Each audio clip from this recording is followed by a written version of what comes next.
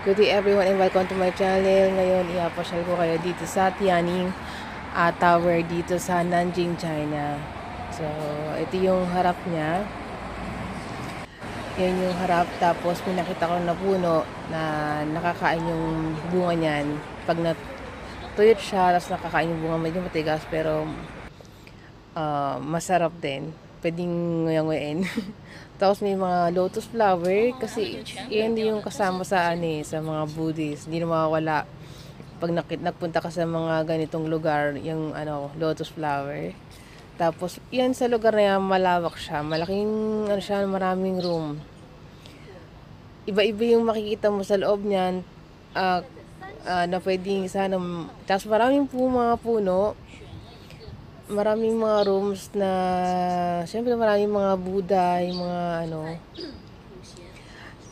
pwede lang sambahan. Tapos maganda sana kung naintindihan ko yung sinasabi ng tour guide, kaso siya putong yung salita niya, so I cannot understand. So ganyan yung makikita mo sa loob. Ayan. Maraming mga matagal na mga puno. Ayan. Ayan. So, meron sila mga nire-renovate dyan. May mga lugar na nire-renovate. Tapos,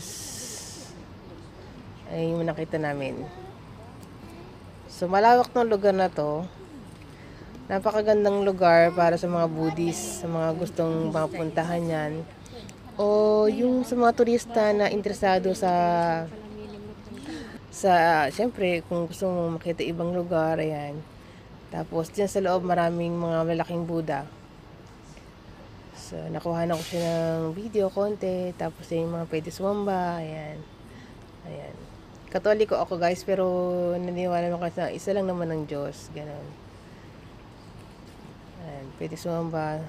Kung nagpunta ka ng Japan, o kahit sa anong lugar, mga ganyan halos makikita mo eh. May mga lugar na pwede kang mag-wish. Siyempre, may mga mga Buddha. Pwede kang magdasal. Ayan.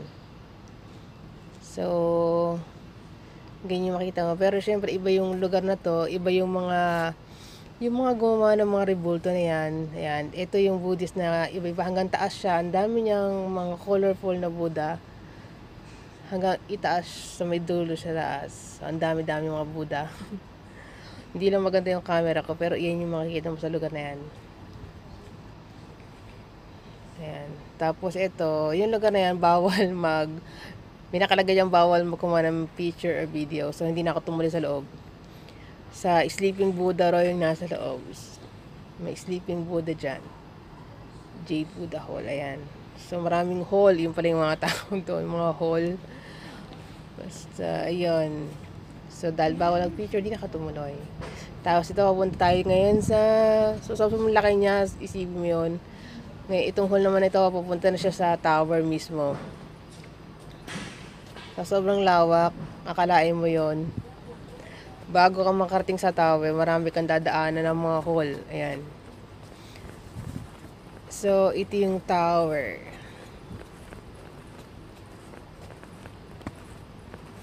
Yung araw na to, Monday. So, may mga trabaho yung mga tao, kakaunti yung yung mga turista, kaya hindi ganun karaming tao, kukunti lang. Kapag dyan, holiday, ang dami. So, ganyan itsura ng tower, ng pagoda, kapag gabi at buksan yung ilaw. Ayan, mataas siya. So, pero huwag kayong mag-alala. Meron namang elevator sa loob. Hindi ako nagkamali, is from 5th floor hanggang 14th floor. Merong merong elevator. Pero hindi lahat. Pag akit mo doon, so galing pababa, meron ding kailangan maghagdan. Mga ilang floor, mga 3 floor ata yun, if I'm not mistaken. Yan. Tapos ito yung sa second from the last na video na to. Ayan. So, ayan. Ayan yung makikita nyo. Tapos sa baba niya, nakikita nyo yung mga pinuntahanan ko kanina. So, yung mga hall, makikita mo. So, medyo malaki. Malawak siya. Ayan, nakakatakot. Dungaw. So, mag-ingat kayo pa nagpunta kayo dyan. Ayan. Tapos ito yung mga, may mga parang glass figurine. Maraming figurine to eh. May bilang siya dyan, nabasa ko na, kaso nakalimutan ko na. Ayan. Tapos naandyan din yung nag-donate noon ng mga Buddha na yon. Siyempre, may gumawa nun, di ba? Ayan. So, ayun, may kuha naman tayong picture dyan. Ayan. Tapos ito yung pinakatuktok. Sa pinakatuktok may malaking kampana. Ayan. Pinatulog namin yan. Kaso siyempre hindi ko si-share kasi asama yung mga amo ko nandun. May nagbayad kami. Tapos malakas yung tulog niya. Ayan, maraming salamat sa panonood. Hanggang sa susunod na video. Thank you so much.